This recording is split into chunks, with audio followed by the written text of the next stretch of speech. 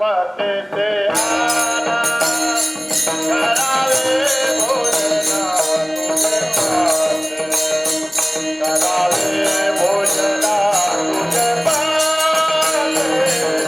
करावा भोजना तुझे पासे समरी गणपतीचे आना करावे भोजना तुझे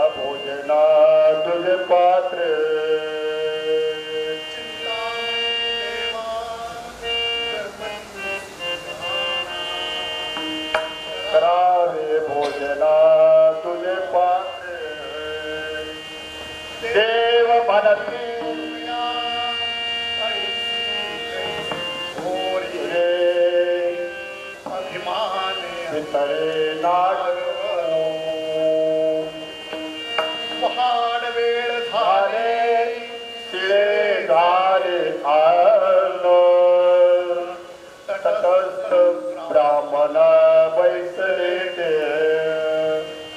देव म्हणे तुकया एवढे कैसे थोडे अभिमान भितरे नागवरो तुका म्हणे देवा तुमच्या होते आले मोर्यास देव म्हणे तुकया एवढे कैसे थोडे अभिमान भितरे नागवरो विठाला विठाला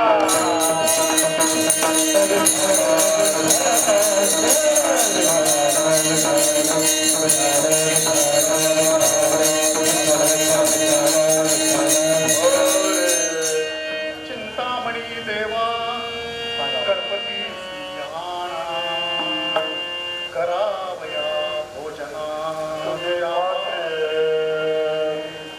देव म्हणती तुकया ऐसी कैसी थोरे अभिमान भितरे नागलो पांडुरंगा करो प्रतापन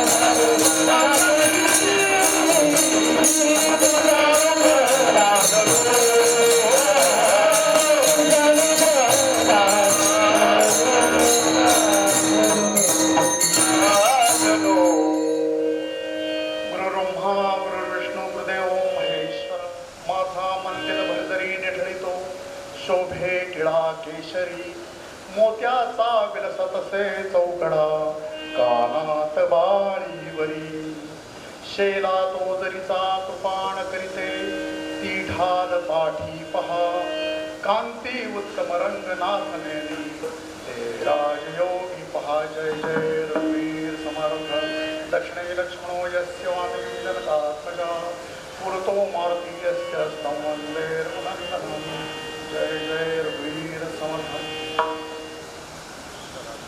विशेष सेवा गणेशोत्सव पंतनगर पोलीस स्टेशन आणि शिवाजी टेक्निकल स्कूल यांच्या विद्यमाने गणेशोत्सवात कीर्तन बंद झाले। परवाई साहेबांशी बोलताना बोललो, काळे साहेबांशी बोलत होतो तेव्हा तुमचं कौतुक केलं पाहिजे, तुमचं आणि सुलाने साहेबांचं वकिलांचं। 1905-06 साली वगैरे असेल लोकमान्य टिळकांनी गणेशोत्सव सुरू केला। लोकमान्यांना भारतीय असंतोषाचे जनक असं म्हणलं जातं की असंतोषाची टिळगी भारतीय समाजात आणि मनात पेरण्याचं काम टिळकांनी केलं। त्यांनी गणेशोत्सव सुरू कशासाठी केला होता? समाज बांधणी व्हावी, समाजाची संस्कृती टिकावी, आपल्या परंपरा टिकाव्यात आणि त्यातून आमचा धर्म, आमचा देश याच्याबद्दल प्रेम निर्माण व्हावं यासाठी केलेला हा गणेशोत्सव आज कुठल्या थराला आलेला 100 वर्षानंतर। मला आश्चर्य वाटतं, इतक्या म्हणजे लालबागचा राजा, त्याच्या पलीकडे परळचा राजा, त्याच्या अलीकडे चिंचपोकळीचा राजा, घाटकोपरचा, अरे एवढ्या गल्ली गल्लीत राजा आले कुठनं आणि कशासाठी? पण सगळे एकदाच सगळे आपण नवसाला पावणार आहे। मुंबईतल्या तुम्ही कुठल्याही गणपतीचं नवस बोला, तुम्हाला पावणार तो। ही मुंबईच्या गणपतीची ख्याती आहे आणि मुंबईत सध्या मंडळ 2.5 लाख आहे। 2.5 लाख गणपती आहेत आमच्याकडे। काय चाललंय मला काही कळत नाही। म्हणजे 20-25 फुटाच्या प्लॅस्टर ऑफ पॅरिसच्या मूर्ती, त्याच्यामुळं असंख्य प्रदूषण होतं। समुद्रात ते सोडायच्या 10 दिवसानंतर लाखो हजारो समुद्रातले जीवजंतू मारून टाकायचे। मंडपात गेला तर लाइटिंग आहे, लेझर शो आहे, अमकाय तमकाय, डोळे दिपवणारे, तसलं डोळे घालवणारे आणि त्याच्याही पलीकडं गणपतीच्या आगमनावेळी आणि गणपती विसर्जनावेळी समोर नाचणारे, दारू पिऊन नाचणारे कार्यक्रम। कुठे घेऊन चाललोय आम्ही संस्कृती? टिळकाने हे कशासाठी सुरू केलं? मला कौतुक कशासाठी करायचंय? Senior PI, Pantnagar police station आणि विक्रोळी बार असोसिएशनचे अध्यक्ष सुलाने साहेबांचं की ही जी परंपरा आहे, परमात्म्यानं गीतेतल्या 5व्या अध्यायात सांगितलंय महाराज, तुम्हाला आठवत नसेल, एवं परंपरा प्राप्त मियम राजर्षय विदू काल नेह महला योगो नष्ट परंतप। हे पार्था, या जर परंपरा जर तू मानल्या नाहीत, पाळल्या नाहीत, त्या जर सांभाळल्या नाहीत तर त्या काळाच्या ओघात नष्ट होते। आणि ह्या गणेशोत्सवाच्या पावन परंपरा या काळाच्या ओघात नष्ट होताना दिसत आहेत. पण त्यात तुमच्यासारखे लोक कीर्तन आमचं आठवतंय आमच्या लहानपणी आम्ही जेव्हा लहान होतो तेव्हा आपण सगळेच लहान होतो तेव्हा अहो आम्ही शिवाजीराव भोसले सेतू माधवराव पगडींची व्याख्यान ऐकली गणेशोत्सवात.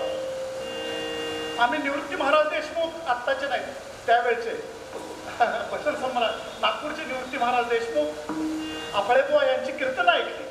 व्यंकटेश माडगुळकर, शंकर पाटील, ज्योत्स्ना देवधर, गिरिजा कीर यांच्या कथाकथनाचे कार्यक्रम पाहिले. असंख्य काव्य संमेलनं पाहिली, मेळे पाहिले आणि त्यावर आमचा पिंड तयार झाला. आजकाल काय झालंय माहिती आहे का? शहरं बकाल झालीत आणि खेडी ओसाड झालेली. आणि हे कशामुळे झालं? महात्मा गांधींनी आम्हाला त्यावेळी सांगितलं होतं की खेड्याकडे चला. ते आत्ता आमच्या लक्षात येते त्यावेळी केवढा मोठा द्रष्टा पुरुष असेल तो. आम्ही या स्थितीला आलोय. आम्हाला आता वाटायला लागले हा गणेशोत्सव नको बाबा, बंद करूया समाजानं बरं. आणि त्यात अडचण अशी होती आमची, कुठल्या तरी राजाला कुठला तरी मोठा नेता येतो, कुठल्या तरी राजाला कुठला तरी उद्योगपती काहीतरी चांदीचा सोन्याचा मुकुट देतो, कुठल्या तरी राजाला कुठला तरी अभिनेता येऊन पाया पडतो आणि सगळी आमची माणसं मेंढरासारखी तिकडे जातात. आणि मग त्या वर्गणीवर वर्षभर या कार्यकर्त्यांची पोटं चाललेली असतात. दुसरं का मी फार जवळून पाहिले. मी जेव्हा मंत्रालयात होतो, जॉईंट सेक्रेटरी म्हणून मंत्रालयात होतो, तेव्हा हेच सगळे कामं माझ्याकडे असायची आणि काय चालतं हे आपण पाहिलेलं आहे. आणि अशा या पद्धतीत मला एक कैफी आझमींची कविता सुचते. कैफी आझमी म्हणजे शबाना आझमीचे वडील. त्यांनी लिहिलंय, है अंधेरी रात लेकिन दिया जलाना कब मना आहे. सगळीकडे अंधार आहे, दिवा लावायला कुणी मग तसा तुम्ही हा दिवा लावलाय. माझी अशी विनंती आहे की वरिष्ठ पोलीस निरीक्षक डोळे साहेबांना की तुम्ही मंचावर यावं, मला तुमचा जाहीर सत्कार करायचा आहे. साहेबांचा जाहीर सत्कार करायचा या कारणाचा मला एक फार द्या. कारण तुम्ही हे जे सुरू केलंय, तुमचं मार्गदर्शन, तुमचा गायडन्स बघून काहीतरी सुधारणा झाली तर होईल. त्यामुळे तुम्ही अवश्य यावं. हे कीर्तन वगैरे प्रबोधन आहे ते आपण करूच करू, पण तुमच्या या उपक्रमाला, तुमच्या या दृष्टेपणाला मला द्यात द्यावी वाटतं. फोटो काढा, फोटो काढा.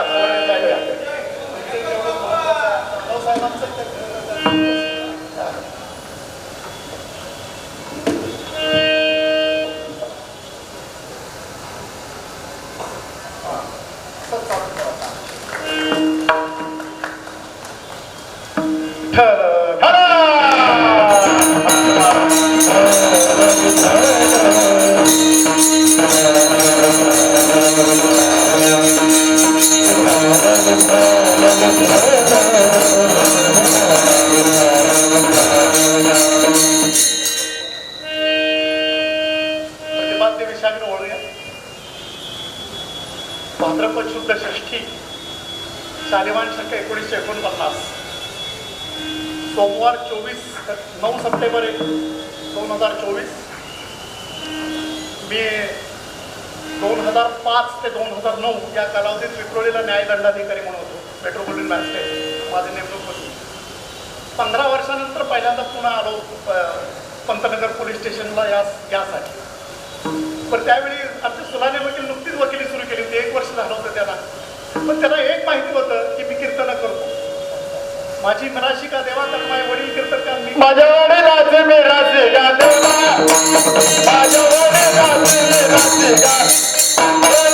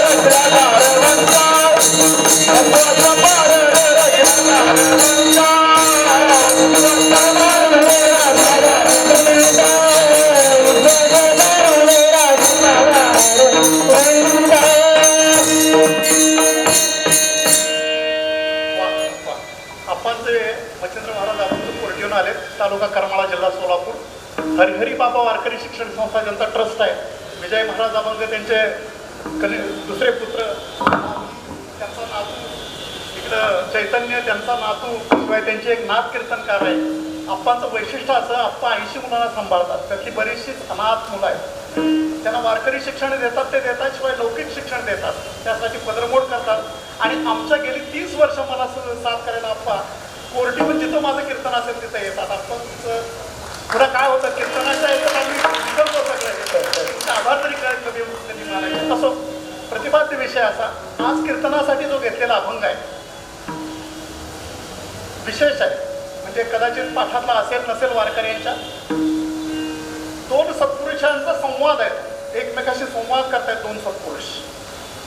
पहिले आहेत जगद्गुरु संत तुकाराम महाराज, दुसरे सत्पुरुष आहेत चिंचवडचे मोरया गोसावी. पण हा नुसता संवाद नाही आहे, तर या अध्यात्माची 4 सूत्र महत्वाची सांगितलेली आहेत. अभंगाचा अर्थ जेव्हा पाहतो आपण, शब्दार्थ, तेव्हा आपल्या लक्षात येतं. पहिल्या चरणात महाराज सांगतायत, चिंतामणी देवा गणपती सियाणा करावया पूजला तुझे पात्रे. त्याच्या मागची कथा काय आहे ते आपण पाहणार आहोत. सांगितलंय काय महाराजांनी, चिंतामणी देवा म्हणजे मोरया गोसावींचं दुसरं नाव चिंतामणी होतं आणि देव त्यांचं आडनाव. चिंचवड जे गाव आहे, पिंपरी चिंचवडपाशी, चिंचवडचे पुण्याच्या जवळचं, तिथं मोठं संस्थान आहे. त्याचे ते प्रमुख विश्वस्त आणि संस्थानिक मोरया गोसावी. त्याला उद्देशून तुकाराम महाराज सांगतायत की चिंतामणी देवा गणपतीशी आणा. तुम्ही तर गणपतीचे एवढे महान भक्त आहात, तुम्ही गणपतीला बोलवा. कशासाठी? करावया भोजनाच्या आपल्या बरोबर पंक्तीला गणपतीला बोलवून घ्या, तर तुकाराम महाराजांनी मोरया गोसावीने सांगितलेलं आहे. पण सांगताना एक मार्मिकपणा वापरलेला आहे. या चरणातल्या दुसरा जो पद आहे, करावया भोजना तुझ्या पात्रे, त्या अध्यात्मातलं अतिशय महत्वाचं सूत्र साठलेलं आहे. तुझे पात्र म्हणजे दुसरं पात्र ठेवा, कारण तुमच्यातलं द्वैत अजून संपलेलं नाही, तुमच्यात काहीतरी न्यून आहे. द्वैताची छाडणी गुरुविण ज्ञान, द्वैताची छाडणी झाल्याशिवाय, गुरुविण ज्ञान आल्याशिवाय तुम्हाला कसं काय परमात्मा भेटतात. माऊलीने हरिपाठात सांगितलेलं आहे. आणि म्हणून दुसऱ्या चरणात म्हणतात, चिंतामणी देवा गणपतीची आणा करावया पूजना तुझ्या पात्रे. देव चिंतामणी देवांचं म्हणजे मोरया गोसावींचं मोठेपणा बघा, ते सत्पुरुष होते मोठे.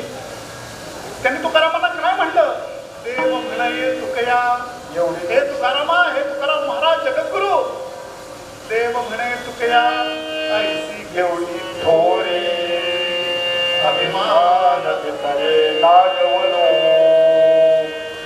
महाराज. तुम्ही आम्हाला सांगताय की गणपतीला भोजनाला बोलवून घ्या, पण आमची एवढी थोरी नाही आहे, आम्ही एवढे मोठे कुठे आहे. कारण का?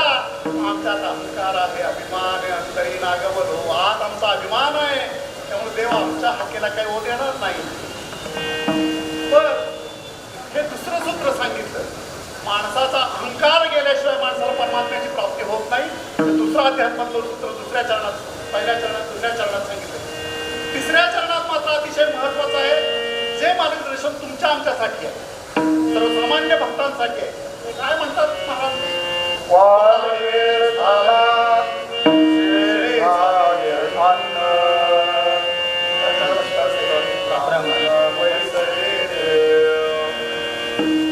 मोरया गोसावींचा आणि तुकाराम महाराजांचा हा जेव्हा संवाद चाललेला आहे, तेव्हा जे इतर लोक बोलवले होते, गावकरी जे जेवायला बोलवले होते, गाव जेवण होतं आणि त्यांना ब्राह्मण म्हणता येते, जिज्ञासू होते, ब्रह्मजानात इति जे ब्राह्मण, त्याचा जातीवाचक शब्दाशी काही संबंध नाही आहे. जो विद्वान, जो देवाच्या ठाई येईल तो ब्राह्मण. असे ब्राह्मण पाटावर बसलेले आहेत, तटस्थपणे ते ऐकतायत, दोन महापुरुषांचा संवाद ऐकतायत. तुकाराम महाराज काय बोलतायत, मोरया गोसावी काय उत्तर देत आहेत, मोरया गोसावी काय प्रश्न विचारतायत. अहो आपण ऐकतो किती. 5000 वर्षापूर्वी अर्जुनाला श्रीकृष्ण परमात्म्याला गीता सांगितली, 18 औक्षणीचं यज्ञ होतं, ऐकली किती जणांनी? अर्जुना सोडून किती जणांनी ऐकले. आणि आज तरी आपण काय करतोय, आपण ऐकत नाही एकमेकाचं. सिनियर पी आय काय सांगतात ते खालचं कारकून ऐकत नाही आणि त्यामुळे घोटाळे होतात कोर्टात. बरोबर आमचा हा अनुभव आहे. सरकार सांगताय ते जनता ऐकत नाही, जनता काय सांगताय ते सरकारच्या कानावर पडत ऐकायला कोणाला वेळ. प्रत्येक जण मोठा इतका स्वयंभू झालाय, एकमेकांचं ऐकणं आपण सोडून दिलेलं आहे. म्हणून इथं हे महत्वाचं आहे की वाढ वेळ झाली, खूप वेळ झाला याचा संवाद चाललेला आहे. काव्यशास्त्र विनोदावर लोकांची चर्चा चाललेली आहे. पहाड वेळ झाली चिडवायला लागलं. आणि चौथ्या चरणात महत्वाचं तुकाराम महाराजांनी सांगितलं, तुमच्याच्यानं काही गणपती येणार नाही ना, चिंतामणी तेव्हा तुम्ही बोलून जर गणपती येणार नाही तर मी बोलवतो, पण पुण्य मात्र तुमचं खर्ची पडेल. तुका म्हणे देवा, चिंतामणी देवा, तुका म्हणे देवा तुमच्या पुण्यानं, कारण तुमचं एवढं मोठं पुण्य आहे.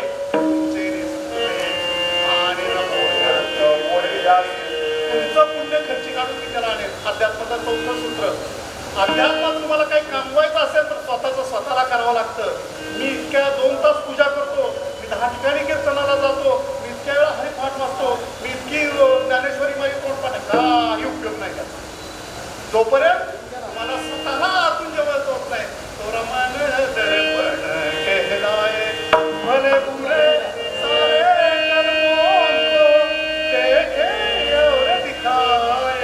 आपलं मन स्वच्छ आहे का नाही हे तुम्हाला सांगावं लागेल, दुसरं कुणी सांगणार नाही. आणि जोपर्यंत तुका म्हणे चित्त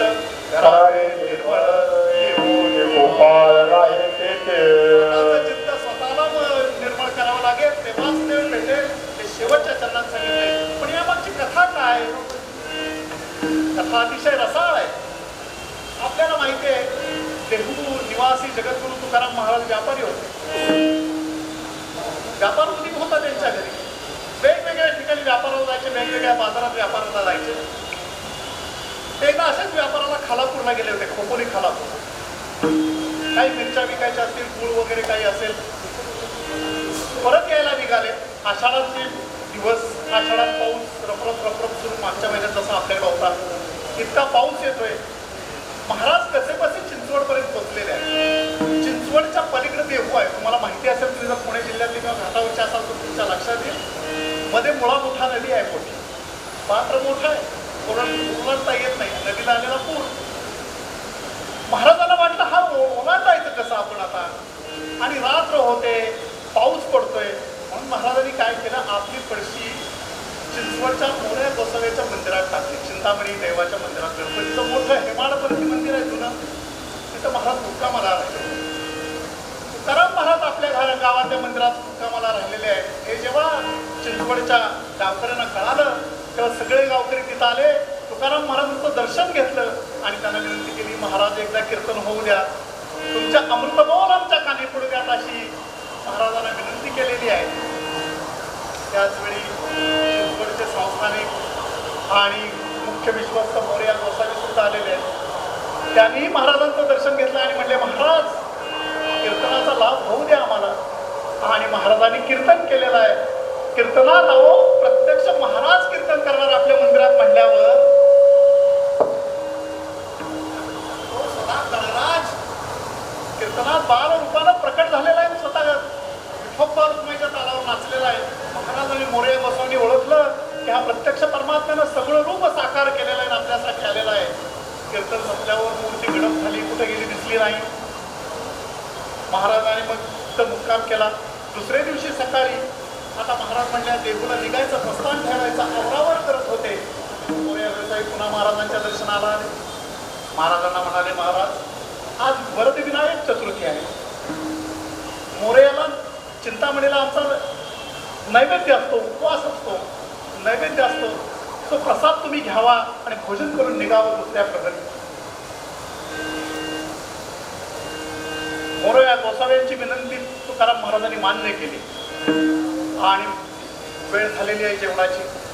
जेवणाला पंक्ती बसलेल्या आहेत. तुकाराम महाराज बारकाईनं मोरया गोसावींचं निरीक्षण करत होते कालपासून. महाराजांच्या एक लक्षात आलं होतं, माणूस अतिशय सत्शील आहे, माणूस अतिशय पुण्यवान आहे, पण तरीही काहीतरी न्यून आहे.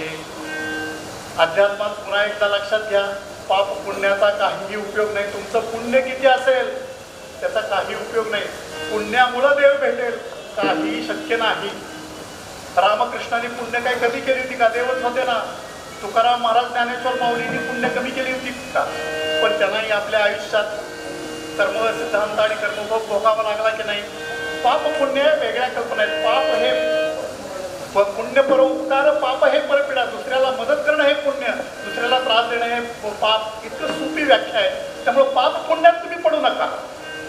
मोरया गोसावी पुण्यवान होते, पण काहीतरी न्यून होतं ते महाराजांनी ओळखलं आणि महाराजांनी मनोमन हे जाणलं, यांचा उद्धार केला पाहिजे, यांना उपदेश केला पाहिजे, यांना रस्ता दाखवला पाहिजे. आणि म्हणून महाराजांनी एक पेच टाकला मोरयांसमोर. तो पेच काय आहे? पहिलं चरण आहे.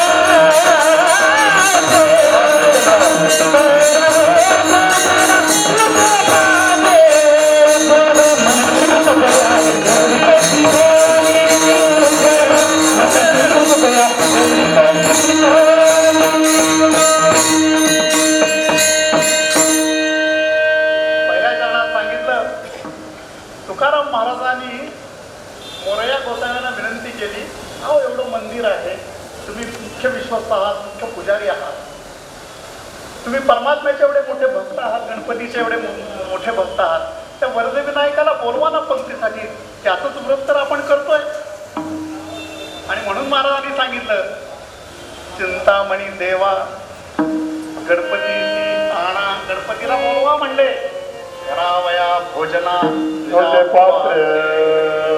मगाशी सांगितल्याप्रमाणे महाराजांनी न्यून काय ते ओळखलं होतं. महाराजांच्या लक्षात आलं होतं हा द्वैत भाव गेलेला नाही महाराजांचा. मोरया गोसावींच्यातला द्वैत भाव गेलेला नाही. त्यामुळं महाराजांनी एक अतिशय मार्मिक शब्द वापरला, करावया भोजना तुझ्या पात्रे. दुसरं पात्र ठेवा. तुम्हाला प्रश्न पडेल की नेमकं यातलं गमक काय, नेमकं यातलं तत्वज्ञान काय, नेमकं यातला सिद्धांत काय. एक लक्षात घ्या, दोन गोष्टी आहेत. एक तर त्या निर्गुण निराकार परमात्म्याला सगुण व्हायला महाराजांनी सांगितलेला. हा परमात्मा सगुण होत नाही. अव्यक्त निराकार नाही जाकार माऊलींनी सांगितलंय तो अव्यक्त आहे. रंग नाही, रूप नाही, त्याला रंग नाही, रूप नाही, नाही वर्ण छाया, असं त्याचं वर्णन केलेलं आहे. अशा परमात्म्याला सगुण व्हायचं आहे, मानव रूप धारण करायचं आहे. पण परमात्मा मानव रूप धारण कशासाठी करतो? शास्त्रात 4 कारणं सांगितलेली आहेत. चार प्रसंगातच फक्त परमात्मा पृथ्वी तलावर सगुण रूप घेऊन धारण होतो. त्यातली 2 कारणं तर त्यानं भगवद्गीतेतच सांगून टाकलेली आहेत. यदा यदा धर्मस्य ग्लानिर्भवति भारत अभ्युत्थानम धर्मस्य तदात्मानं. जेव्हा जेव्हा धर्माला ग्लानी येईल तेव्हा मी युगातून अवतार घेईन, म्हणजे मी सगुण रूप घेईन, अव्यक्तपणा निर्गुण रूप सोडून देईन, हे परमात्म्यानं सांगितलं. दुसरं परित्राणाय साधूनां विनाशाय च दुष्कृतं धर्म संस्थापनार्थाय संभवामि युगे युगे. साधूंना त्रास होत असेल, दुर्जनांचा दुष्कर्म वाढला असेल तर त्यासाठी मी येईन.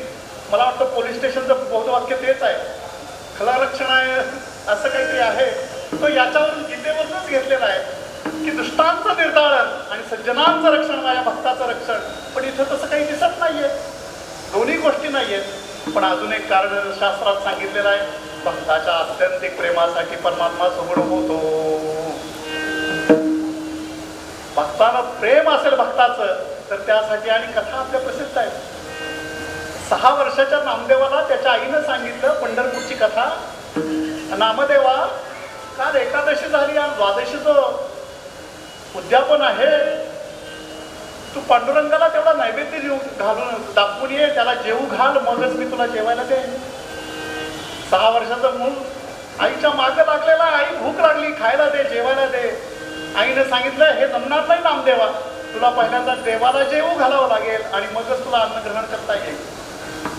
पाय अप्तस्वारी केलेली आहे, पंढरपूरच्या मंदिरात गेलेली आहे, पूजा झालेली आहे सगळी, आणि दैवत्याचं ताट उघडलं आणि धावा सुरू केला. पांडुरंगा जेवायला या, विठ्ठला माझ्याबरोबर भोजनासाठी या, तुम्ही जेवला नाहीत तर आई मला उपाशी ठेवणार आहे, मला जेवण नाही मिळणार. भक्ताचं अत्यंतिक प्रेम, आणि अत्यंतिक प्रेमासाठी पांडुरंगानं सगुण रूप घेतलं. असंख्य कथा आपल्याला सांगता येतील, पण आपलं कीर्तन 9च्या संपवायचं आहे त्यामुळं. आणि असाच पेच इथं आहे का? इथं काही भक्त नाही, लाडका भक्त नाही, कारण त्या भक्तात न्यून आहे परमात्मा, हे जगद्गुरूंनीच सांगितलेलं आहे. मग त्यानं कशासाठी सगुण रूप घ्यावं? आणि नामदेवांचं तुम्हाला लक्षात असेल, नामदेवांना जरी 6व्या-7व्या वर्षात प्रत्यक्ष परमात्म्याने दर्शन दिलं, तरी नामदेव महाराज जेव्हा मोठे झाले, त्यांची दिगंत कीर्ती झाली, तेव्हा मात्र त्यांना अभिमान आला, तेव्हा मात्र त्यांना अहंकार आला. घडलं असं की पंढरपूरच्या यात्रेत सगळे संत एकत्र झाले होते. ज्ञानोबा माऊलींनी गोरोबा काकांना सांगितलं, यातलं कच्चं मडकं कुठलाही शोधून काढा. 50-100 संत बसलेले आहेत. गोरोबा काका पट्टीचे कुंभार, अंतर्बाह्य शुद्ध, अंतर्बाह्य परिपूर्ण. गोरोबा काकांनी आपलं ते पाटणं असतं गाडगी चेक करायचं, ते घेतलं आणि प्रत्येकाच्या डोक्यावर मारायला सुरुवात केली. नामदेवांच्या डोक्यावर मारलं, त्याचा आवाजाला बद्ध असा आवाला. गोरोबा काका म्हणले, एवढं तेवढं मडकं कच्चं दिसतंय, बाकी सगळी चांगली आहे.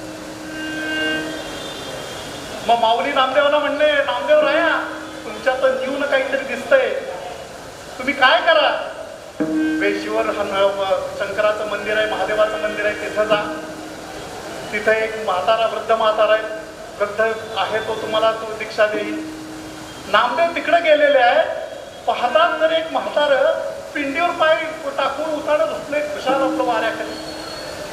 नामदेव महाराजांना वाटलं, अरे हे काय, माऊली चुकले वाटतं, काहीतरी चुकीचं सांगितलंय, हा कसला मला उपदेश करणार. आणि हा चक्र देवाच्या पिंडीवर पाय ठेवून जो बसलेला म्हातारा, त्यांनी पाय उचलले, बाजूला घेतले, खालून पिंड तयार झालेली आहे महाराज. 2-3 वेळा 2-3 ठिकाणी नामदेवांनी जिथं जिथं पाय नेले तिथं तिथं पिंड निर्माण झाली. नामदेवांच्या डोक्यात लख प्रकाश पडला, आपण कुठं चुकलो. न्यून तशीच अवस्था आहे तर मोर्या गोसावींची आहे. आणि हे ज्ञानेश्वर माऊलींनी नामदेवांचा उद्धार केला, महाराजांना मोर्यांचा उद्धार करायचा होता, म्हणून त्यांनी पेच टाकलाय मोर्यांसमोर. चिंतामणी देवा गणपती आणा, करावया पूजना. विशेष बघा, मोठी माणसं नेहमी, कारण मोर्या गोसावी इतके पुण्यवान होते आणि इतके मोठे होते, अख्खं गाव जमलंय. पण गावात मोर्यांना सिद्धी प्राप्त आहेत. मोर्यांच्या स्वप्नात प्रत्यक्ष परमात्मा गणपती येतो, तो त्यांना उपदेश करतो. अशी वदंत परिसरात, आणि तो सगळा परिसर मंदिरात आहे. पण त्या सर्वांसमोर मोर्याने कबूल केलं. काय कबूल केलं? दुसरं कारण आहे.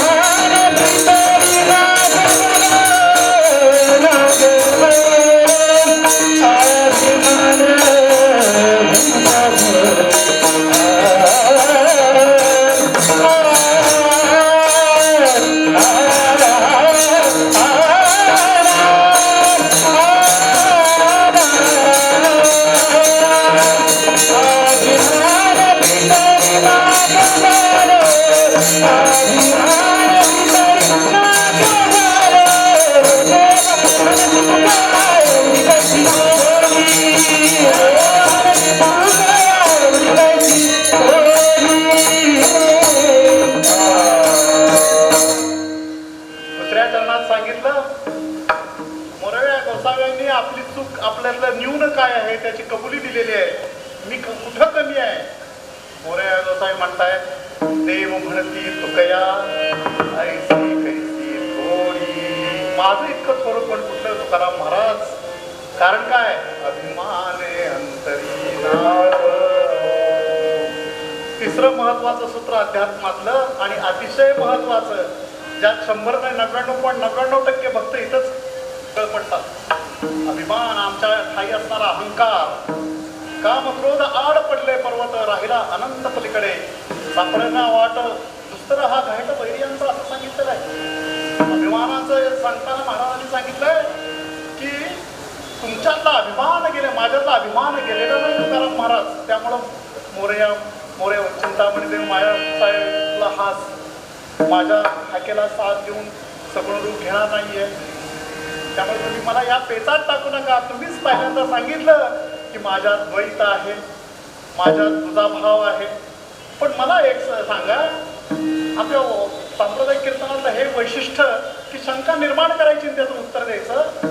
द्वैत नाही, द्वैत नसलं पाहिजे देव आणि भक्तात. तर महाराजांनी अभंग का लिहिला? तुका म्हणे महाराज सांगितलं की मी भक्त तू देव ऐसे करी. किंवा तुका म्हणे सुखे घालावे गर्भवासी, मला पुन्हा गर्भाला घाल आणि तू देवच मी भक्त असेल. ते द्वैत कशासाठी? द्वैत नको इथं म्हणतायत महाराज एका अभंगात. काही अभंगात सांगतायत द्वैतच असलं पाहिजे. एक लक्षात घ्या, अध्यात्माच्या फक्त 2 पायऱ्या आहेत.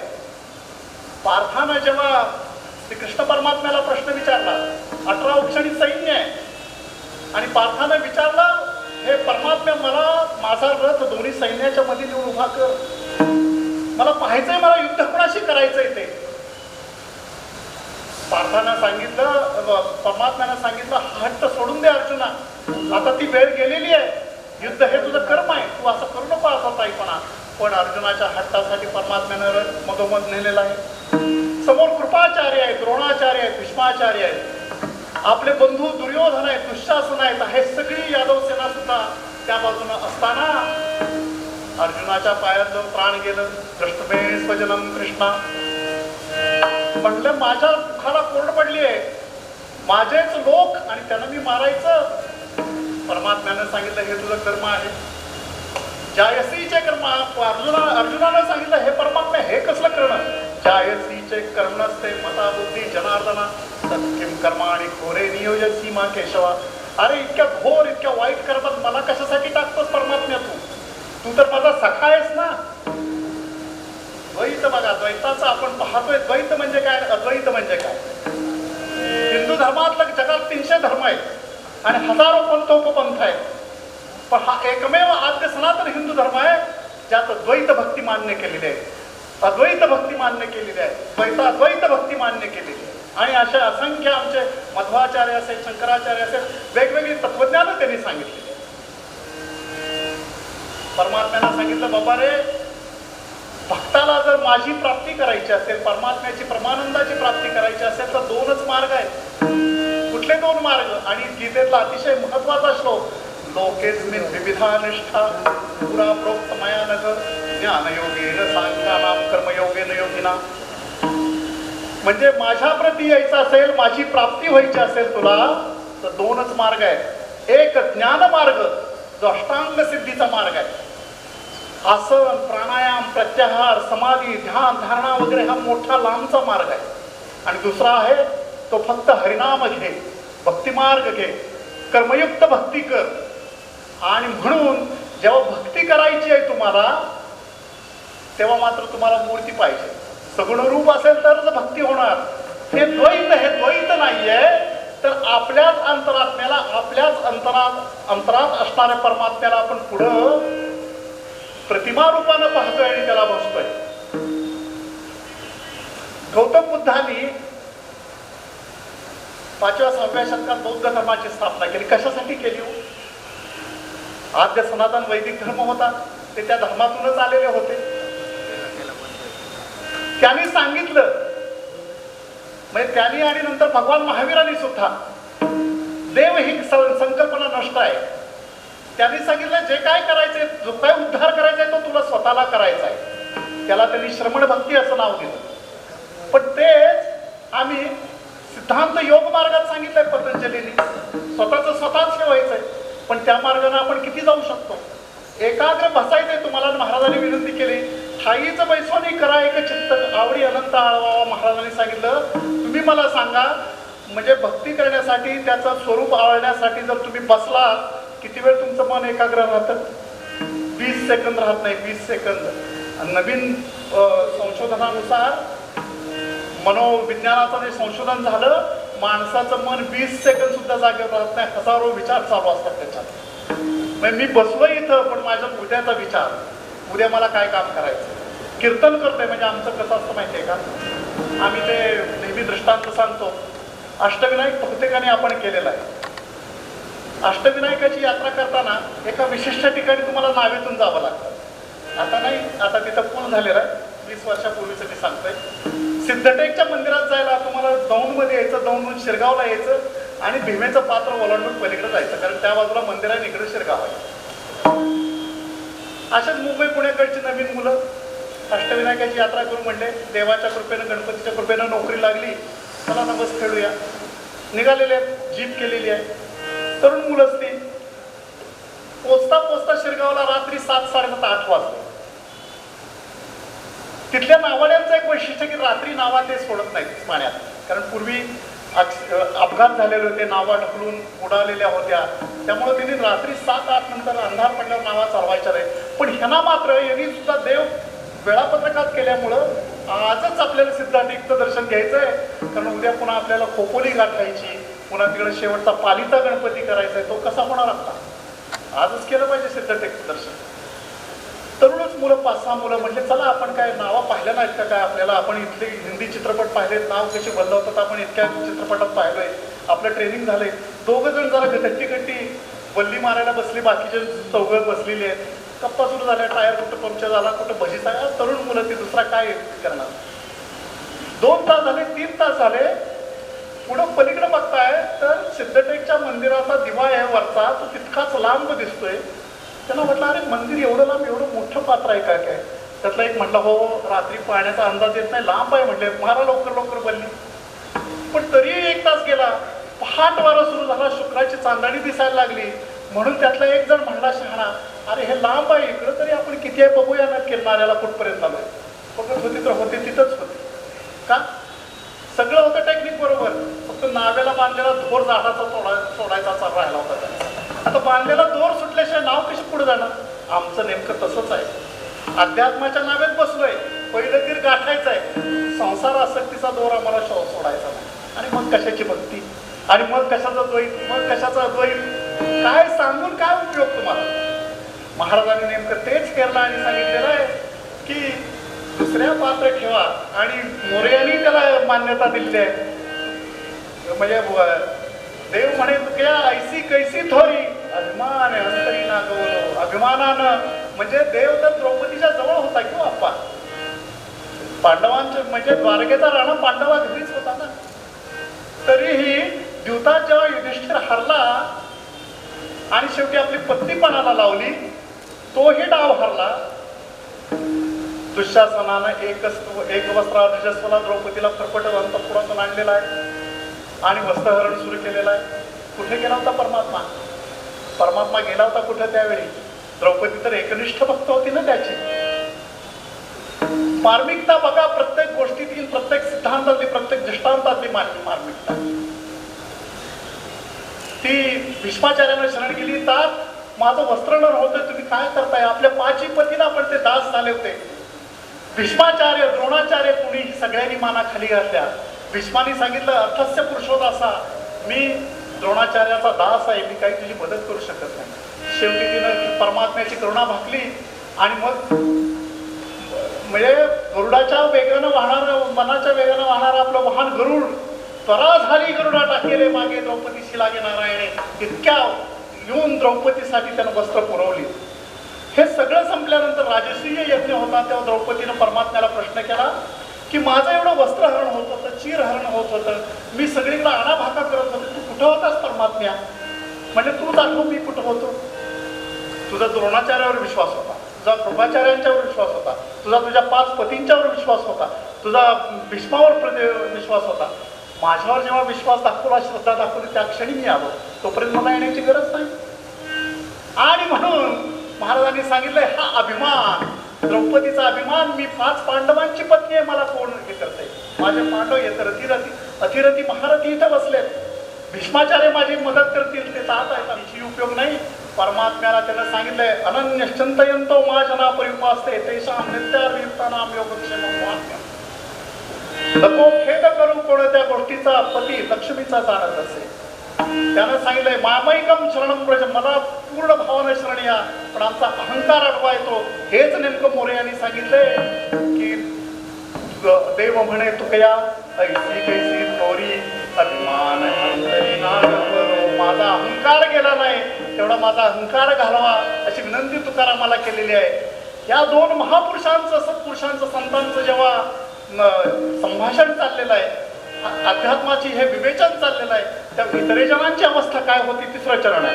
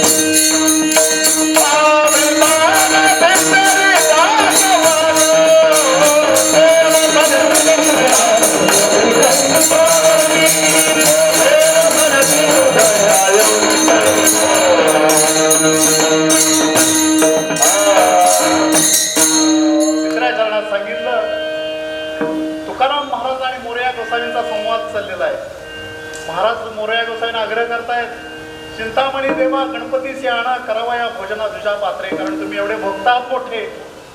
मोरया गोसावी त्यांना कबुली देत आहेत. देव म्हणे तुकया ऐसी कैसी थोरी, माझी एवढी थोरवी नाही. कारण का? अभिमान अंतरी नागवलो. पण त्यावेळी गाव जेवण होतं, गावातले लोक इतर बसले होते, ते कसे होते? तर महाराजांनीच त्याचं वर्णन केलेलं आहे की तटस्थ ब्राह्मण ते बैसले ते, वहाड वेळ झाली शिळे झाले, तटस्थ ब्राह्मण बैसले ते. सर्वसामान्य माणसानं काय करायचं असं? आजकाल तुम्ही म्हणजे आजकालचा दौरच असा आहे, कुठलंही टीव्हीचं चॅनल उघडा, एबीपी माझा असो, नाहीतर झी न्यूज असो, नाहीतर ते इंग्लिश चॅनल कुठली टाइम्स नाव असो, NDTV असो, कुठलंही, किंवा ते आजतक असो, चर्चा चालतात 7-7:30 वाजता. एखादा करंट टॉपिक घेतात, शिवाजी महाराजांचा पुतळा पडला बुवा मला वाटतं. चर्चा सुरू. बोलवतात कोणाला? ज्याला काडीची अक्कल नाही, त्या स्थापत्य शास्त्रातली ती मंडळी येऊन बसलेली असतात. त्यात एक अजून असतं, 8-10 जण असतात, त्यातले 1-2 चांगले असतात, नाही असं नाही, ते खऱ्या अर्थानं व्यवस्थित बोलत असतात. मग इतर कशाला त्यांना बोलून देत आहेत? त्याला त्यांचंच चालू असतं. आपली अवस्था अशी आहे, 2 मोठी माणसं बोलतात, आपण मध्ये कशाला तोंड घालावं? काय कळतंय आपल्याला त्यातलं? पण तेवढं तारतम्य आम्हाला नाही. तर ते त्यावेळी महाराजांच्या वेळी होतं आणि म्हणून महाराजांनी लिहिलं, वाढ वेळ झाली शेळे झाले अन्न, तटस्थ ब्राह्मण बैसले ते. हे अध्यात्मातलं सूत्र आहे दुसरं. कारण मी मगाशी सांगितलं की परमात्म्यानं पार्थाला गीता सांगितली, 18 औक्षणी सैन्य होतं. किती जणांनी ऐकली? सगळ्यांनी ऐकली असते तर युद्ध झालं असतं का? प्रश्न असा आहे, आम्ही ऐकत नाही. सुलाने वकिलांना मला काही सांगितलं श्रीजी साहेब हे बरोबर नाही, माझी ऐकण्याची इच्छा नाही ती. कारण त्याची कारणं 2 आहेत. एक तर सुलाने वकील माझ्याशी काय बोलतायत त्यात मला काहीही इंटरेस्ट नसतो, किंवा आमचे जगताप वकील काय नेमकं सांगतायत ते ऐकण्यात मला काय, जजेसना इंटरेस्ट नसतो. तुम्ही आर्ग्युमेंट करत असता तेव्हा ऐकण्यात काय नेहमीच आहे ना, बेल द्या, बेल देऊ नका, हा निर्दोष आहे, अमकाय तमकाय, दुसरं काय असतं आपल्याकडे चालतंय. त्यामुळं ऐकायला कुणाला वेळच नाहीये. आणि दुसरं गोष्ट, त्याचं जर ऐकलं मी तर मी छोटा ठरत नाही का? तुम्ही मोठे ठरता, कशाला ऐकायचं तुमचं? ही आपली अडचण असते. हा अहंकार आपला असतो. आणि ते नेमकं मर्म महाराजांना समजलं होतं, अध्यात्मात तुम्हाला ऐकावं लागतं. तुका म्हणे नाही चालत तातडी, प्राप्त काळ घडी आले विना, प्राप्त काळ घडी येईपर्यंत तुम्हाला कथा कीर्तन ऐकावी लागतील, तुम्हाला ज्ञानेश्वरीचं वाचन करावं लागेल, तुकाराम गाथेचं पारायण करावं लागेल, तुम्हाला हरिनाम घ्यावं लागेल, स्वतःचाच हरिनामाचा घोष स्वतः ऐकावा लागेल. अहो आम्ही सगळे वारकरी आहोत, सगळे बरेचसे आता तिथं महाराज आहे ते वारकरी आहेत. ज्ञानेश्वर माऊलीच त्यांचं नाव आहे, PSI आहेत, पण स्वतः कीर्तन करतात. मी त्यांना विचारलं कीर्तन करता की नाही, ते म्हटले कीर्तन नाही करायला वेळच मिळत नाही. साहजिक आहे, पोलीस खात्यात नोकरी आहे, शिवाय सिव्हिल सर्व्हिसेस रूल असतात. तुम्ही देवाचं नाव करा, सिव्हिल सर्व्हिसेस रूल आत येत नाही. मी न्यायाधीश असताना गेले 30 वर्ष कीर्तन करतोय. मला 100 तक्रारी केल्या माझ्यावर. मी सांगितलं अरे हे काय कीर्तन कसं काय चाललंय तुमचं? कारण आर्टिकल 30 जे आहे घटनेचा, आर्टिकल 29 आणि 30 आहे ना धर्माबद्दल सांगणार, की धर्माचा प्रसार करायची मंजुरी आहे कोणाला आहे? दुसऱ्या लोकांना आहे, आपल्याला नसेल. मला अजून एक मला वाटलं की आजचा कार्यक्रम कदाचित पोलीस स्टेशनच्या आवारात असेल, पण तुम्ही इकडं आणलाय, कदाचित कायद्यातली तडजोड असेल म्हणून. पण काही गरज नाही. अहो तुम्ही इफ्तार पार्टीला जाताच ना, इफ्तार पार्टी करता की नाही पोलीस स्टेशनला, मग ह्यानं काय होतंय तुम्हाला? जरा आपण यातून वर उठण्याची गरज आहे. आपल्या धर्माबद्दलची न्यूनगंड आहे ते बाजूला टाकण्याची गरज आहे आपल्याला, आणि ती वेळ आता आलेली आहे. म्हणून मला हे सांगायचंय. पण आजकाल ऐकायची वेळ नाही, ऐकायला वेळ नाही, ऐकायची वृत्ती नाही. इथं मात्र महाराजांनी सांगितलं, जे वाढ वेळ झाली शेळे झाले अन्न, तटस्थ ब्राह्मण बैसले थे. आणि मग हा सगळा पेच सोडवायचा कसा? 9च्या संपवायचा, हा पेच सोडवायचा आहे. आणि अभंगाचाही पेच 9च्या सोडवायचा आहे. 4 चरणाचा मोठा अभंग आहे तसा. म्हणून महाराजांनी सांगितलं, एक मी तडजोड करतो, तुमचं पुण्य आहे पण तुमच्या ठाई अहंकार आहे. आणि पुण्य आणि अहंकार कसा जातो एकमेकाच्या विरुद्ध हे 4थ्या चरणात आपण पाहणार आहोत. तुमचं पुण्य आहे ते खर्ची टाकतो आणि मोर्याला बोलवतो. ते नेमकं महाराज काय म्हणाले? भैरवी घ्यायची आपण, शेवटची भैरवी.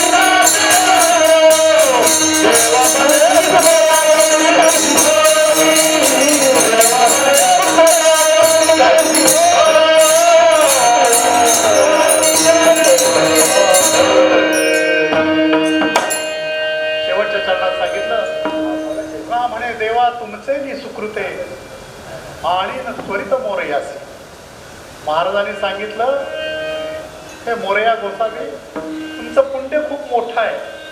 मगाशी मी सांगितलं की पुण्य आणि परमात्मा प्राप्ती या दोन वेगळ्या गोष्टी आहेत. तुम्ही पुण्य इतकं जमा केलंय म्हणून परमात्मा प्राप्ती होणे शक्य नाही जोपर्यंत. आणि त्यात काय होतं, तुकाराम महाराजांनी एक अतिशय सुंदर अभंग लिहिलाय. तुका म्हणे आम्ही झालो अग्निरूप लागोने पाप पण हे अंगा पाप आमच्या अंगाला लागून नये समजू शकतं. पुण्य का लागून घ्यायचं नाही अंगाला? कारण पुण्यामुळे अहंकार वाढतो. तेच नेमकं मोरया गोसाव्यांचं झालेलं होतं. वास्तविक एखादा पापी असेल तुका म्हणे होय हेळे मात्र जीवनमुक्त हेळा मात्र तो क्षणात मुक्त होईल. पण पुण्यवान माणसाला मुक्त होण्यासाठी अवघड पडतं. कारण त्याला आधीच माहिती असतं मी एवढा मोठा भक्त आहे, परमात्मा माझ्या दारात पाणी भरतोय, मी कशासाठी त्याच्या शरण जाऊ. मोरयांचं तेच झालं होतं. म्हणून महाराजांनी त्यांना जाणीव दिली. तुका म्हणे देवा तुमचे सुकृते तुमचं सुकृत आणि न मोरयाले परित ते मी मोरयाला बोलवून घेईन. तर त्यासाठी अध्यात्मातलं चौथं आणि शेवटचं सूत्र सांगितलं की स्वतःला तुम्हाला करावं लागेल, इतरांनी करून काहीही उपयोग होणार नाही. माझ्या मुलासाठी मी भक्ती केली, काहीही मुलाला उपयोग होणार नाही, त्याची त्यानंच केली पाहिजे. आणि म्हणून परमात्मा हे अध्यात्माची ही नाव आहे, एकानंच बसण्याची नाव आहे. महाराजांनी सांगितलं म्हणे राज्यभार केलाय आम्ही हा भक्ती संप्रदायाचा किंवा नाम संप्रदायाचा राजमार्ग तयार केलाय. पण त्यात मात्र तुम्हाला एकटाच असणार. तुमचं तुम्हालाच प्रगती करावी लागेल, तुमचं तुम्हालाच तुमचं मन शुद्ध करावं लागेल. एक अतिशय सुंदर तुम्हाला दृष्टांत सांगतो. तुम्ही म्हणाल अरे आमच्याकडे पुण्य आहे, तुम्ही सांगताय महाराज आम्ही पुण्यवान आहोत, आम्ही आमच्या परीनं पुण्य जमा करतो, लोकांना मदत करतो वगैरे वगैरे. पण नेमकं मग होत आहे काय, कशामुळं काय असं घडतंय? आणि हे पुण्य म्हणता परमात्म्याची प्राप्ती आमची कशी होईल आम्हाला? त्याचं कारण असं सांगता येईल की आपण मुंबई शहरात राहतो. मुंबई शहरात जुन्या चाळी आहेत खूप, आणि त्या चाळीला कायदा मात्र पूर्वी 1947चा होता. भाडेकरूंना बाहेर काढायचं असेल तर 1947च्या त्यानं बाहेर काढायचं. आता पुन्हा बदललाय, पण जुनाच कायदा नव्या स्वरूपात आणलाय, जसं IPC आणि CRPC जुनं सगळं त्यात काही थोडंसं घातलंय. मी पाहिले ते कायदे अवघड आहे, फार अवघड आहे. आम्हाला विशेष वाटलं की अजून त्याच्यावर सुप्रीम कोर्टात चॅलेंज कसे झाले नाहीत कायदे. होतील, तुम्हाला लक्षात येईल, तुमचा क्लायंट जेव्हा अडकेल ना तेव्हा लक्षात येईल त्यात. कारण त्यात 60 दिवसाची पोलीस कस्टडी आहे, पूर्वी 15 दिवसाची तरी होती एका वेळेस, तर 60 दिवस आहेत. बघा उघडून 167 ते कलम उघडून बघा किती आहे. आणि डिफॉल्ट बेल नाही आहे. म्हणजे पूर्वी असं होतं 60 दिवसात जरी तपास काम पूर्ण झालं नाही आणि आरोपी आत असेल तर त्याला बेल द्यायचा, ते काढून टाकलेलं आहे. तुमच्या लक्षात येईल सगळं. काय ठीक आहे, तो काय विषय नाही आपला. मध्ये मला कुठं तुम्ही बार असोसिएशनमध्ये लेक्चरला बोलवलं तर ह्याच्यावर बोलू आपण. पण अडचण अशी की नेमकं कसं होतंय आमचं, तर ते एक जुने घरमालक होते, भाडेकरू 50 वर्षापूर्वीच्या खालीच करेना जागा, वैतागले. बरं भाडं 5 रुपये आणि म्युन्सिपाल्टीचा टॅक्स मात्र 500 रुपये भरायचा त्या चाळीचा. वैतागले बिचारे पदरमोड करून. बरं त्यात पुन्हा काय, कुठं नळ तुटला घरमालकाला फोन, कुठं करता तुमलं घरमालकाला फोन, आणि शिव्या फोनवर भाडं घेते. वैतागले, वकिलांच्याकडे गेले. जगताप वकील म्हणले ते कसं तरी काहीतरी बघा ना, तेवढं भाडेकरू काय खाली जागा करत ना. वकील सरसावून बसले. म्हणजे हरकत नाही, आपण त्यांना नोटिसा पाठवू बॉम्बे रेंट ॲक्ट खाली किंवा महाराष्ट्र रेंट कंट्रोल ॲक्ट खाली आणि दावे दाखल करू. उठला तो सगळ्या चंबू गबाळा घेऊन. का म्हणला का कोर्टात गेल्यावर 20 वर्षानं निकाल लागणार, माझ्या नातवाला तरी पोझिशन मिळेल का नाही. म्हणला जमायचा कोर्टात मी चाललो. अरे म्हटलं बैस जरा नोटाचा कलर दाखव ना. वकिलांचं शेवटी बुद्धी चालणार, जरा पेट्रोल टाकशील का नाही माझ्या गाडीत. त्यानं दिले. म्हणले चाळ कुठं आहे तुझी? आहे पंतनगरमध्ये. चाळीसमोर ग्राउंड आहे. म्हणले 500 यार्ड ग्राउंड आहे मोठं, माझ्याच मालकीचं आहे. म्हणले खाली आहे, अंगण आहे. असं कर म्हणले, घाटकोपर ईस्ट वेस्ट पंतनगर सगळे 100-200 टाळकरी बोलव म्हणले, उद्या सकाळपासून हरिनाम सप्ताह सुरू कर. म्हटले तुम्ही काय सांगता? अरे मी सांगतो ते ऐक म्हणा, अरे तुझ्या लक्षात येईल. म्हणले बरं. म्हटलं आता वकिलांचा सल्ला. दुसऱ्या दिवशी पहाटे त्या चाळीसमोर असा मोठा मांडव टाकला. ते 1200 वॅट का 1400 वॅटचे सगळे 5-6 हे लावले. अशा आमच्या माऊलींसारखे 4-5 मृदंगमणी आणले, टाळकरी अशी तरुण पोरं सगळे परिसरातले टाळकरी, आणि ठोपा रुक्माईचा किंवा रामकृष्ण हरीचा गजर सुरू केला. भाडेकरू डोळे तोडून उठले. पहाटे 4 वाजताच आपल्या चाळी खाली काय चाललंय बुवा.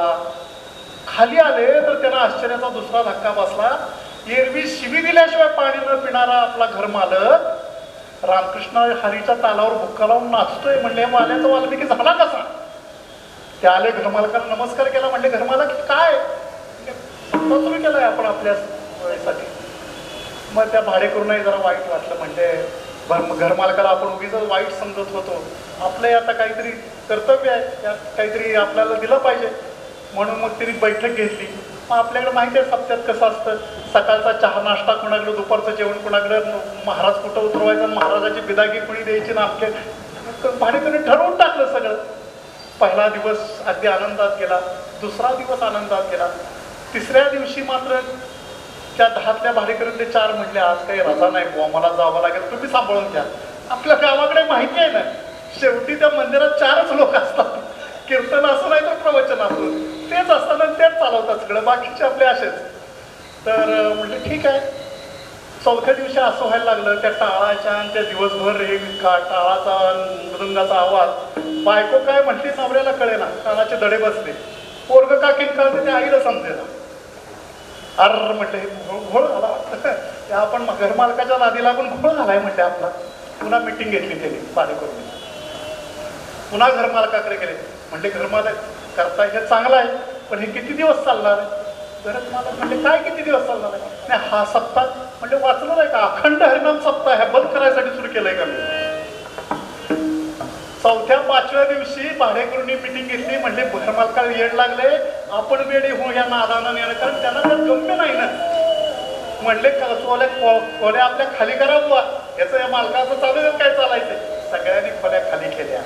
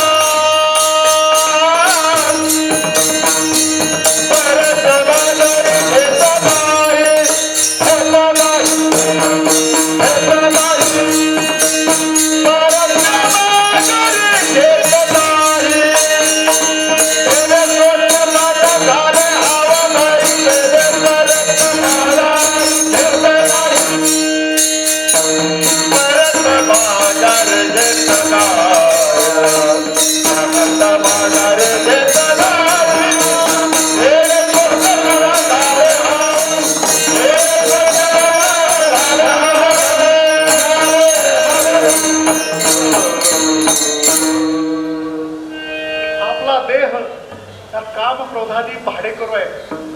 माझं वय वर्ष 66 वर्ष जुने आहेत ते भाडेकरू. कोणाच्या 20 वर्ष 22 वर्षाचे आहेत आमचे इकडे, तर 16 वर्षाचा मुलगा इकडं. आमच्या आप्पा 70 वर्षाचे आहेत, जुने भाडेकरू आहेत. हे भाडेकरू जर खाली करायचे असतील तर त्यासाठी काय केलं पाहिजे? तुका म्हणे देह हरिला विठ्ठल. बर ह्या शत्रू कोण आहेत? हे काम क्रोध आहेतच आहेत, पण त्यापेक्षा अभिमान हा मोठा शत्रू. आणि तेच सांगितलं, देव म्हणे तुकया ऐसी कैसी हा अभिमान शत्रू जर काढायचा असेल तर येडे सोसे मन झाल्या मरी. तुका म्हणे देह भरिला विठ्ठल, काम क्रोध केले घररिते. अभंगाचं सुरुवातच सांगितलं मी की 2 महापुरुषांचा संवाद आहे, 2 संतांचा संवाद आहे, 2 सत्पुरुषांचा संवाद आहे. महाराज विचारतात चिंतामणी देवा गणपतीची आणा, तुम्ही मोठे भक्त आहात, करावया भोजना तुझ्या पात्रे. पण मोरया गोसावींना माहिती आपली तेवढी थोरवी नाहीये. कबूल केलं त्यांनी, देव म्हणे तुकया ऐसी कैसी थोरी अभिमान. तुकया महाराज माझी एवढी थोरवी नाही, कारण आता माझा अभिमान अजून गेलेला नाही, पुण्यवान आहे. पण या दोघांचं जेव्हा संभाषण चाललंय तेव्हा सर्वसामान्य माणसं काय करत होती? पहाड वेळ झाली, शिळे झाले, म्हणा बैसले ते सगळे तटस्थ बैठलेले त्यांचं ऐकतायत, त्या काव्यशास्त्र विनोदाची चर्चा ऐकतायत. आणि महाराजांनी तोडगा काढलाय. तोडगा काय? तुका म्हणे देवा तुमचे न्यासले तुमचं पुण्य खर्ची पडेल आणि बरी ते मोरया. मी मात्र त्या निर्गुण निराकार परमात्म्याला सगुण साकार तुमच्या समोर उभा करतो, पण त्यासाठी तुमचं पुण्य खर्ची पडेल.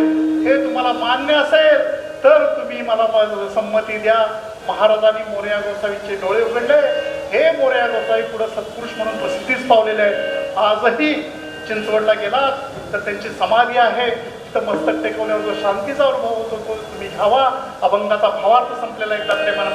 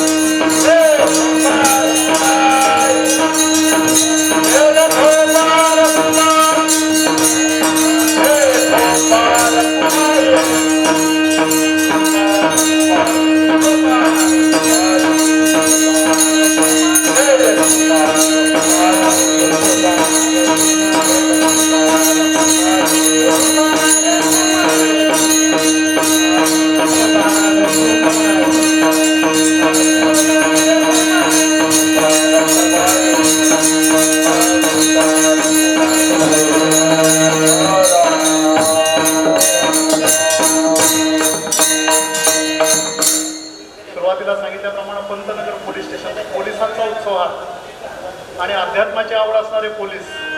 त्यामुळे हे कीर्तन हरिकीर्तन 4 चरणांचा जगद्गुरूंचा अभंग गणेशोत्सव, त्यामुळे गणपतीचं महत्व काय हे सांगणारा अभंग. एवढंच नाही तर एका सत्पुरुषानं दुसऱ्या सत्पुरुषाला कसा मार्ग दाखवणारा हा चर्चात्मक स्वरूपाचा अभंग, त्याचा भावार्थ संपलेला आहे.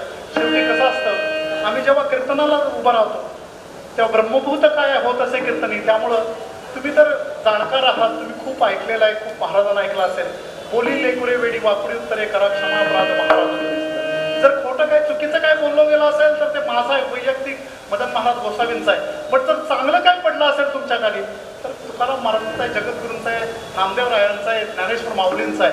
कारण आम्ही जेव्हा कीर्तनाला उभं राहतो तेव्हा आमची भूमिका हीच असते, थोडीले भांडार धन्याचा तो माल मी तो हमाल भारव आहे. हे पाठे त्या परमेश्वराप्रती गजाननाप्रती अर्पण करताना आपली रजा घेतो. ज्ञानेश